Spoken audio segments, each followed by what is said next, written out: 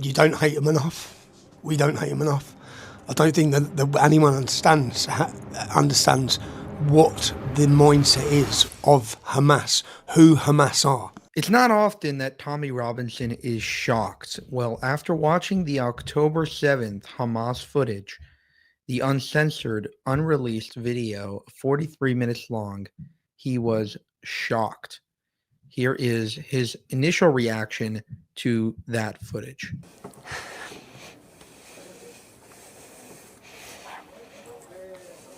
You don't hate them enough. We don't hate them enough.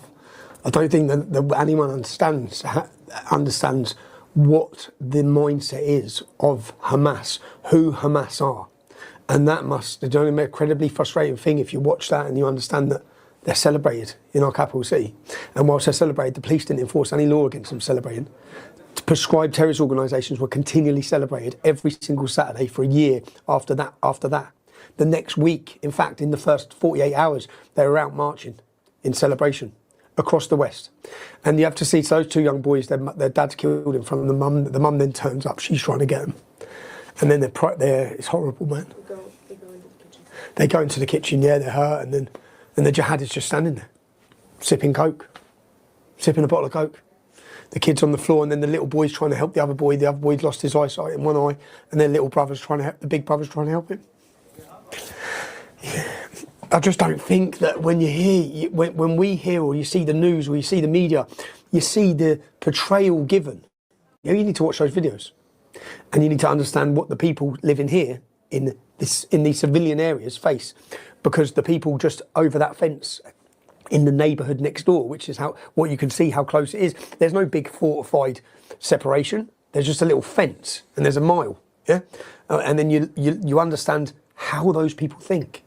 You know the Blackland Theatre, you know Nice, you know the Manchester Arena bombing, you know all the attacks on Westminster Bridge. Do you know all the Al Qaeda attacks? All of these are the same mindset, but there's an entire army, an army. We've got handfuls of these successful terror attacks. There's an army, or there was an army. Thankfully, many of them have been killed, but there was an entire army stationed on that border, on that border, on that border, that wished to come into this country and rape and pillage their way through if they were successful. And they were successful on October 7th.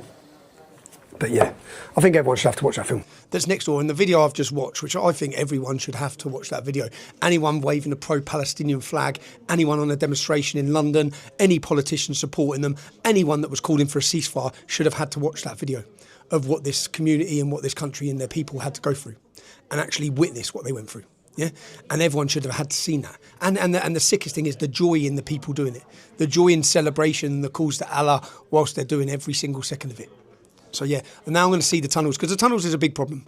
It's a massive problem because you're not fighting an army that put on a uniform. Yeah, that's not who Israel are fighting.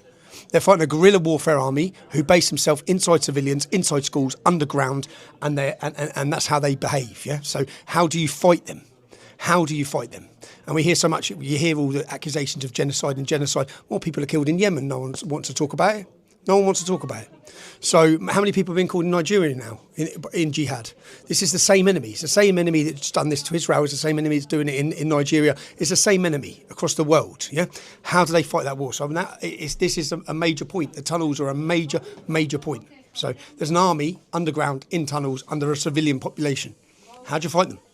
It's an entire underground network of tunnels, and I guess this is the first time the Israeli military have got access to understand what's happening.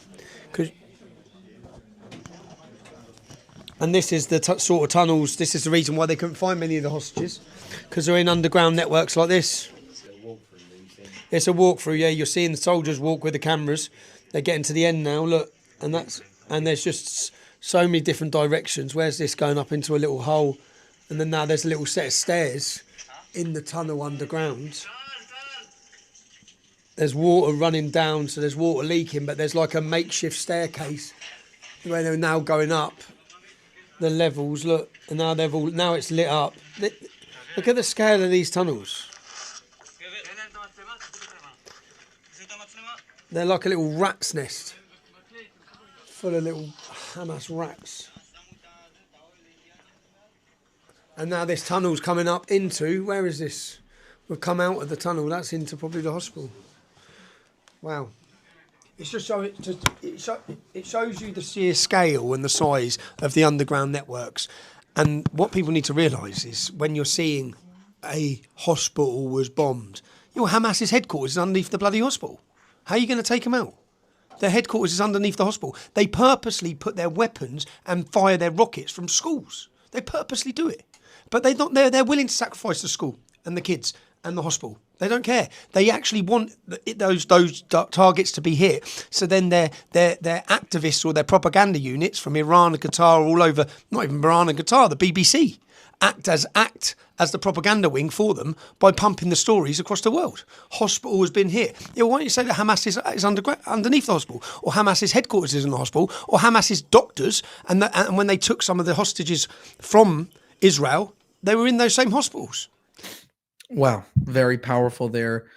Tommy Robinson, raw, immediate reaction, and you can see he's truly broken up. He's truly shocked, truly horrified at what he just witnessed. And this is a man who's seen a lot. He's not one easily shocked. He's not one easily brought to tears, or perhaps he is a little bit emotional, because he's gone through so much.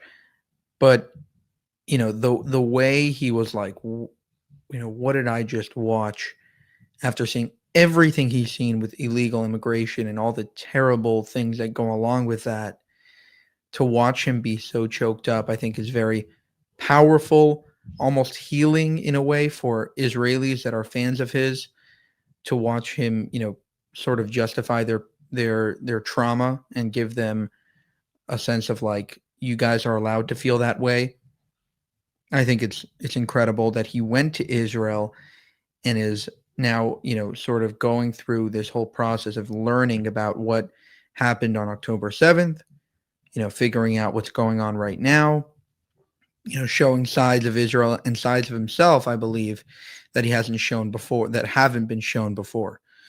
Thank you for watching this video. For more, subscribe to the channel. If you want to help us make more of these videos, you can go to buymeacoffee.com/Jewish Uncensored. You can also go to our merchandise store, IsraelUncensored.com.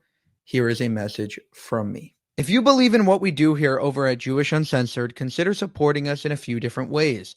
You can support us monetarily by going to buymeacoffee.com/Jewish Uncensored.